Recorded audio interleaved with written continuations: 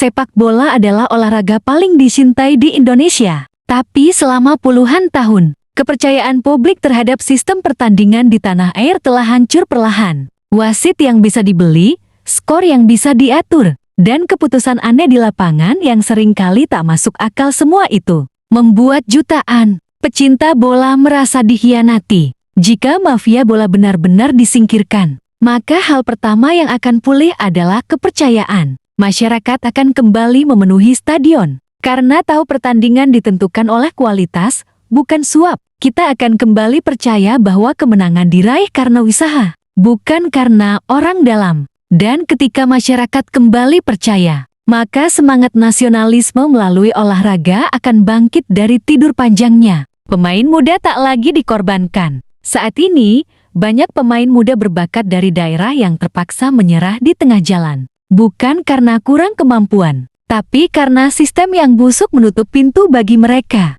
yang tak mau bermain kotor. Beberapa akademi menuntut uang jika ingin pemain mereka dilirik timnas. Klub-klub tertentu hanya melirik pemain dari jalur kenalan atau uang sogokan. Jika mafia bola dibasmi, maka para pemain muda akan bersinar karena bakat dan kerja keras, bukan karena bayaran.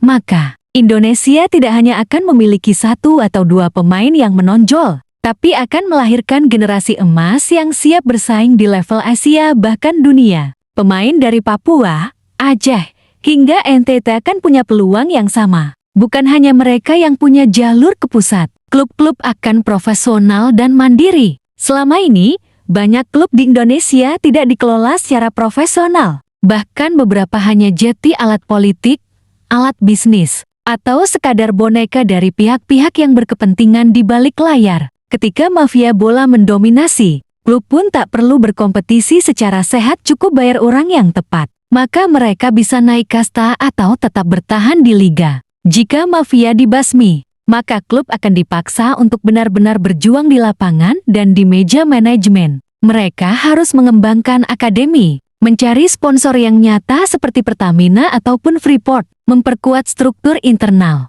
dan membangun identitas klub yang sehat. Ini bukan mimpi. Negara seperti Jepang dan Korea Selatan sudah membuktikan bahwa dengan sistem yang bersih, industri klub bisa tumbuh besar dan berdampak pada ekonomi lokal. Liga akan menarik perhatian Asia dan dunia. Saat ini, Liga Indonesia tidak pernah masuk radar dunia. Kualitas buruk, konflik internal, dan kasus pengaturan skor membuat investor dan pengamat internasional menghindar. Tapi jika sistem kita bersih dari mafia, maka liga kita akan berubah jadi kompetisi yang kredibel dan layak ditonton. Pertandingan tidak lagi membosankan atau dipenuhi insiden mencurigakan. Klub luar negeri akan mulai melirik pemain kita. Pelatih asing berkualitas akan mau datang. Bahkan media luar akan mulai meliput Liga Indonesia dengan rasa hormat.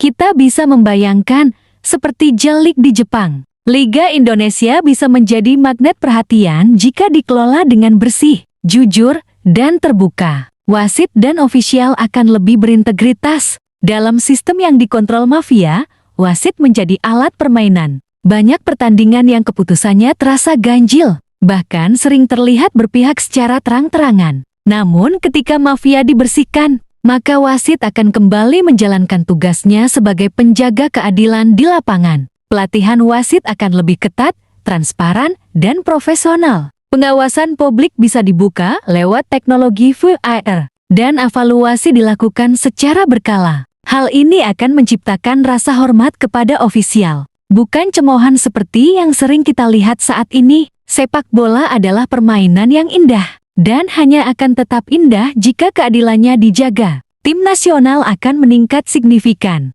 Ketika semua sistem di belakang layar bersih, maka pelatih timnas akan bekerja dengan lebih jujur dan objektif. Pemain yang terpilih bukan lagi karena tekanan dari klub atau bayaran dari agen, tapi murni berdasarkan kemampuan dan performa. Dengan kompetisi domestik yang sehat, mental para pemain juga akan lebih tangguh. Mereka tidak lagi manja atau bermain setengah hati, karena mereka sudah terbiasa berkompetisi dengan keras dan bersih. Timnas Indonesia akan memiliki pondasi yang kuat, tidak lagi dibangun dengan pemilihan instan atau keputusan politis, Inilah yang dibutuhkan agar Indonesia bisa bersaing di Piala Asia atau bahkan Piala Dunia.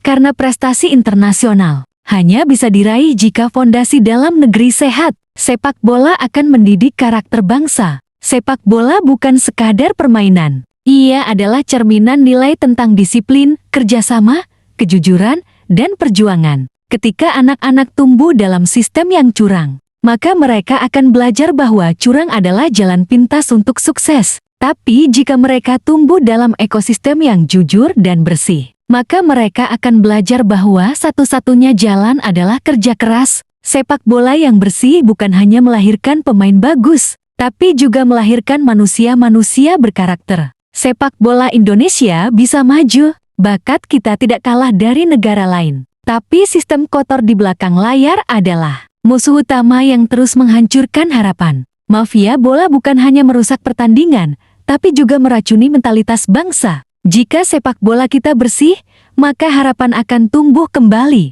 Masyarakat akan percaya, anak-anak akan bermimpi, dan bendera merah putih akan berkibar lebih tinggi di dunia olahraga internasional. Kalau kamu peduli dengan masa depan sepak bola Indonesia, kalau kamu ingin melihat perubahan nyata di negeri ini, maka mulai dari sekarang, suaramu penting. Tulis pendapatmu di kolom komentar. Bagikan video ini kepada temanmu yang mencintai sepak bola. Dan subscribe channel ini untuk terus bersama-sama membongkar realita dan membangun harapan.